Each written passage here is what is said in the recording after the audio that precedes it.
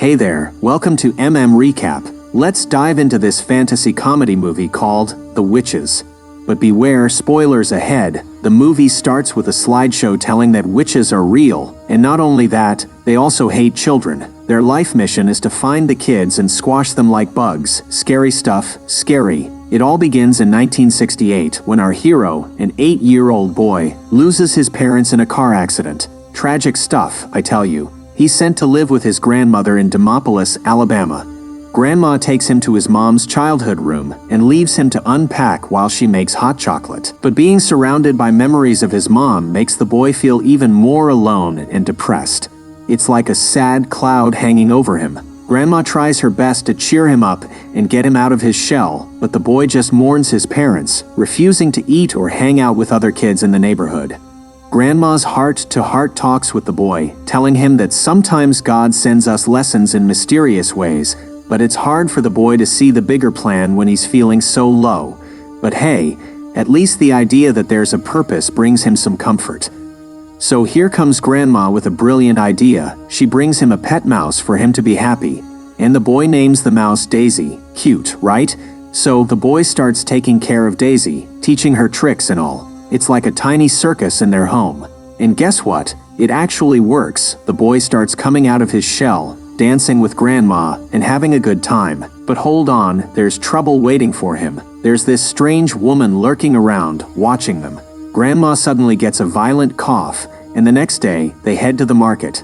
The boy wants to buy some nails to build Daisy a house, but Grandma insists on getting the expensive safer nails. Safety first even for mice. When the boy goes to get the nails, Grandma suddenly gets hit with a violent cough. Not again. These coughs seem to follow her around like a pesky mosquito. Out of nowhere, the mysterious woman appears in front of the boy. I bet she wants to buy nails too, right? Wrong. She's up to no good, this one. She's the same lady who was watching outside their house. So this lady offers the boy a candy, but guess what? He gets distracted by a sneaky snake slithering out of her sleeve. What a twist. But don't worry, she reassures him that the snake is tame. Tame snake? Maybe it's a vegetarian snake who just wants some fruit. Who knows? Then, Grandma, with her never-ending cough, interrupts and finds the boy. The boy tries to explain what happened, and realizing something fishy is going on, Grandma finally agrees to go back home. She's no fool, that Grandma. She has seen some things in her time. After asking a few extra questions, she reveals that the woman in the store was a witch, and you know how she knows. She saw one herself when she was a child. So, this witch turned her best friend into a chicken just because the girl took candy from her. Can you believe it? Grandma tried to tell everyone, but nobody believed her, instead assuming that the girl simply ran away. And every day, she visited her friend in the chicken pen, hoping for turning into human again. But she never turned back into a human. Realizing the danger, Grandma opens a locked closet filled with herbs, elixirs, and ancient healing books. It's like stepping into a magical apothecary. She even consults a crystal. Wow, Grandma's got the whole Hogwarts vibe going on. Now they need to leave and find a safe hotel, because witches only prey on the poor. Grandma's got a plan. She believes that a hotel filled with rich white people is the safest place. Smart thinking, Grandma. Who would mess with rich people? They probably have lawyers on speed dial. As they arrive at the hotel, the boy waves at another boy who's clearly mistreated and unappreciated by his mother. So here's the deal. Grandma's having another coughing fit as the hotel manager, Mr. Stringer, introduces himself. After they go into the elevator and its doors closing, out of nowhere, a whole bunch of witches crash the party, led by none other than the Grand High Witch herself.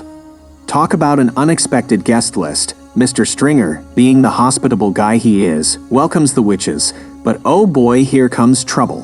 When he spots her cat, Hades, he informs that pets are not allowed in this hotel. The Grand High Witch, being the mischievous troublemaker she is, starts wondering what would happen if a sneaky little mouse were to infiltrate the hotel. Mr. Stringer, not missing a beat, says he'd call the exterminator and zap those rodents away. And you know what? The Grand High Witch seems quite pleased with that idea. The Grand High Witch is all like, "Yup, that's my kind of hotel service." That night, Grandma suffers another aggressive cough. She claims that the cough is caused by witches and explains that witches aren't women at all. They're demons. They're easy to spot, apparently. They rock heavy makeup, have nose holes big enough to store snacks, wear gloves and long sleeves to hide their claws. And let's not forget about those wigs covering their bald heads. Wow, I didn't know witches are this much fashionable. And Grandma tries to reassure the boy that they're safe because the witches have no clue where they are. But guess what? Little did they know, Hades that spies on them from the window and spills the beans to the Grand High Witch. Oh boy, trouble is brewing. The next morning, the boy decides to treat Grandma to a scrumptious room service breakfast. But with her persistent cough, Grandma advises him to hit the beach or keep himself busy for the day. She even throws in a joke about sea snakes, unintentionally scaring the poor boy out of his beach plans. Guess he won't be building sandcastles today. Instead, he wanders around the hotel and stumbles upon a room where the Children's Society meeting is supposed to happen. But hold on, he gets caught by none other than Bruno, that kid he waved at before. Bruno, always hungry for adventure and chocolate, spills the beans about meeting a nice lady in that very room who promised him 6 bars of chocolate. But then, Bruno's mother drags him away, and our boy, being the curious one, sneaks into the room alone to train with his trusty mouse. Gotta give him props for bravery, but suddenly Mr. Stringer leads in the Grand High Witch and her coven. They kick him out and lock the room from the inside. Talk about being rude. The Grand High Witch sniffs something fishy, but that doesn't stop her from commanding the witches to reveal their true forms. And let me tell you folks, it's a sight straight out of a nightmare. These witches unveil their hideous appearances, and the Grand High Witch ain't too pleased with their lack of success in finding and squashing kids. When one brave witch dares to question the Grand High Witch's master plan, she goes all out and publicly eliminates her just like that. But to be fair, she admits it was a good question. But hey, here's the plan. Candy stores. They're gonna open candy stores everywhere, selling high-quality sweets laced with a mouse maker potion. That's some next-level evil marketing right there. Turn kids into mice by selling them candies, squish them, exterminate them. The Grand High Witch, with her nose sharper than my wit, sniffs out a child lurking beneath the stage. But when she rips that stage away, bam, nothing. It's like when you check the fridge hoping for leftovers, but all you find is disappointment. Now things take a wild turn. Bruno, that chocolate-loving kid, shows up demanding his treats. He is like, if I had a choice between danger and chocolate, I'd choose chocolate every time. Sounds like my childhood. Grand High Witch, back in her disguise, lures him in with those 6 bars of heaven. But guess what? Bruno starts having a full-blown seizure and transforms into a mouse right before the witch's eyes. Talk about a magical makeover. Now, our witchy commands her coven to squash that little mouse, but Bruno ain't having it. He bolts for his life, hiding inside a vent. Daisy, who reveals that she can now speak vows to help Bruno. Daisy, being the brave mouse she is, drags Bruno to their hiding spot, unknowingly leading the Grand High Witch right to the boy. Oops, the witch drags him out, tries to feed the serum, but this boy has nerves of steel. He refuses to open his mouth, giving that witch a hard time. But that wicked witch won't give up. She forces a serum into the poor boy's ear, turning him into a mouse too. Yikes! Thankfully, with the help of Daisy and Bruno, our mouse-turned hero managed to escape the clutches of the Grand High Witch. They make a run for it, with the witch's stretched arms just barely missing them. Seriously, those arms could double as a yoga instructor's dream. And the Grand High Witch's claws get mangled in the fan as she tries to grab them, and then they escape. That's what you get for being so grabby, witch.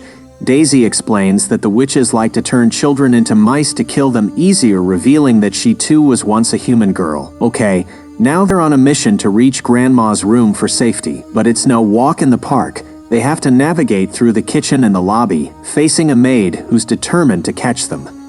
It's like a tiny mouse version of Mission Impossible. Finally, they reach Grandma's room on the 4th floor. While climbing up to ring the doorbell, the maid sees and chases them before contacting the exterminator, and the frantic maiden locks the mice in Grandma's room. But fear not, because Grandma is here to save the day. The boy starts having a chat with his grandma, trying to explain the crazy stuff that happened to them. Grandma, being the wise lady she is, realizes that her grandson encountered and got transformed by the Grand High Witch, just like those other poor mice. Daisy explains that a year earlier she ran away from an orphanage, took candy from a stranger, and was also turned into a mouse. Talk about a candy curse. Oh, and did I mention that Daisy's real name is actually Mary? the boy reveals the Grand High Witch's evil plan to turn children into mice and kill them. Grandma, being the superhero she is, promises to be the mice's guardian angel, keeping them safe from any humans who might go on an extermination spree. The hotel maintenance barges in with a series of rat traps. Those traps are decked out with mouth-watering cheese that Bruno struggles to resist. It's like a cheesy killing paradise. Grandma, the genius lady, suggests that if she could get her hands on some of the serum, she could reverse engineer a cure. Now the group hatches a plan to break into the Grand High Witch's room while those witches are stuffing their faces at dinner. Can't resist a good meal, those witches. From their fancy balcony above her room, Grandma and the boy become spies, watching the Grand High Witch storing the potion in an ice bucket which is then hidden away inside her room. Like, really? Who stores magical potions in an ice bucket? Grandma lowers the boy down in a knitted pouch. It's like a witchy version of Mission Impossible, but with cozy knitting involved. Now the boy, as nimble as a squirrel, scales his way onto the table. Talk about some serious acrobatics, and he manages to steal one of those potions. Bravo boy, but just when he thinks he's home free, guess who returns? The Grand High Witch herself, accompanied by Hades, who's been denied access to the dining room. So, the Grand High Witch, she reveals her massive trunk of money. I'm not talking about an elephant trunk, no. It's a trunk full of cold, hard cash, like she's ready to buy the whole world. She's planning to use that money to bribe Mr. Stringer. Can you imagine? Trying to bribe someone with a trunk full of money. I wouldn't mind a trunk like that. Now the boy, he rushes outside and climbs into the pouch with the serum. Grandma's pulling him up, and just when they think they're safe, the Grand High Witch stops the ascent. She's like, hold on a minute, I've seen that grandma somewhere before. Well, that's some memory trouble right there. But before the Grand High Witch can remember where she's seen Grandma, Mr. Stringer shows up with a kitty carrier for Hades.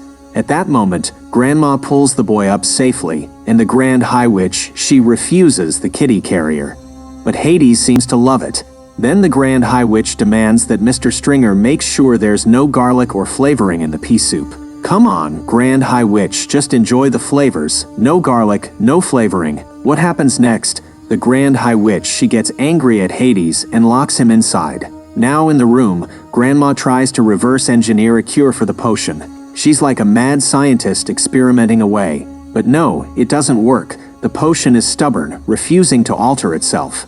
Looks like those mice might be stuck in their furry forms forever. Oh, Grandma is so upset she couldn't save the kids, but the boy is like, don't worry, Grandma, as long as you still take care of me. I don't care if I'm a mouse or a kangaroo. Grandma's all like, don't worry, my little mousie, I'll take care of you and your buddies, no matter how furry you are. Aw, heartwarming. Daisy is determined, saying, we can still take down those witches, even if we're tiny, squeaky mice. The boy comes up with a genius plan to slip the potion into the witch's pea soup, turning them into mice and saving kids everywhere.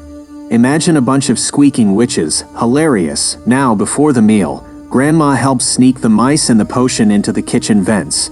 The boy, being a sneaky little ninja, pours the whole serum into the flavorless pea soup. Flavor upgrade. Good thing the soup needed some seasoning, but wait, trouble brews. As the boy tries to make his sneaky escape, one of the chefs spots the mouse and calls an exterminator. In the lobby, Bruno points out his parents to Grandma. She decides to have a little chat with them. She reveals to his parents that their son has been turned into a mouse, but Bruno is too busy stuffing his face with food to say anything to them. Typical Bruno, always hungry. Even when there are mousy matters to attend to, his hysterical parents storm off in a wave of panic and terror. The boy returns. With all three mice hiding out in Grandma's bag, they are like a rodent squad on a secret mission. They watch the witches receive the soup, wondering how the mousy magic will unfold. Mr. Stringer, like a detective, corners Grandma and asks if she's hiding mice. She denies it by saying the rat traps scattered all over the hotel. To maintain the hotel's pristine image, Mr. Stringer reluctantly gives Grandma a fancy table in the restaurant. She takes a seat near the kitchen with a front row view of the witches. Just as the Grand High Witch is about to slurp her soup, she spots Grandma and starts making her way over. Oh no, the Grand High Witch now remembers who Grandma is and taunts her for turning her best friend into a chicken. But wait, the Grand High Witch gets distracted as the witches around her start transforming into ugly rats one by one. Talk about a surprise rat party. Amidst the chaos in the restaurant, the mice, being the clever little critters they are, seize the moment and swipe the key from the Grand High Witch's pocket. Smooth moves, mice. Grandma and the mice sneak into room 666, the Grand High Witch's room. Inside the room, they discover a treasure trove of the mouse potion. Grandma's eyes light up with the idea of taking it all, but some of the bottles drop and roll under the bed. The mice go down to grab them. But just as they do, the Grand High Witch returns. Grandma is oblivious, and the witch threatens to kill her, explaining in detail how she'll do it. But fear not, our brave mice are here to save the day. Snap. The mice quickly snap the traps onto the witch's feet, making her dance a rodent jig, and they force her to swallow the mouse serum. In a matter of seconds, the Grand High Witch transforms into a hideous, deformed rat. Now the chase is on. The Grand High Witch, in her rat form, chases the mice. But Grandma, being a clever lady, manages to trap the witch inside a glass container stacked with books. Talk about a rat behind bars. Time to put her on a literary lockdown. Before leaving, Grandma and the boy search through the Grand High Witch's remains to find the key to a trunk. Inside the trunk, they discover not only a fortune, but also a book containing the names of every witch in the world. It's like a witch wanted list. With their newfound riches and knowledge, Grandma and the boy plan to hunt down every witch and turn them into rats. It's the ultimate revenge plot, mouse style, but wait, before they leave, Grandma decides to release Hades from his cage. As Grandma leaves, Hades knocks the books off the container and releases the Grand High Witch before killing her. The next day, Grandma and the mice leave that hotel. Grandma's feeling generous and tips every staff member with the money she grabbed from the Grand High Witch. Well, at least she's spreading the wealth, right? Now, Grandma approaches Bruno's mother, and it's time for the big reveal. Bruno's like, "Hey, guess what? I'm your son and a mouse." Yeah, that's a conversation you don't hear every day. Unfortunately, Bruno's parents aren't exactly thrilled about having a mouse as their son. So Bruno makes the bold decision to stay with Grandma, and they become one big, happy family of humans and mice. They even have their own roller coaster contraption in the house. But here's the heartwarming part. Even though Bruno is now a mouse, Grandma still sees him as her grandson. She's like, "Hey buddy, never give up what you are inside." Ain't that sweet? Unconditional love from a grandma is like a warm slice of pie, hard to resist. The boy, feeling a bit philosophical, asks Grandma how long mice live. They both know that mice have a short lifespan, but they decide to make every moment count. At Christmas, the mice enjoy a dance party with Grandma, living life like there's no tomorrow, even if tomorrow comes with a mousetrap. So what do you think of the movie? Leave your thoughts in the comments below. And if you enjoyed the video, please like and subscribe to our channel for more movie recaps. See you next time.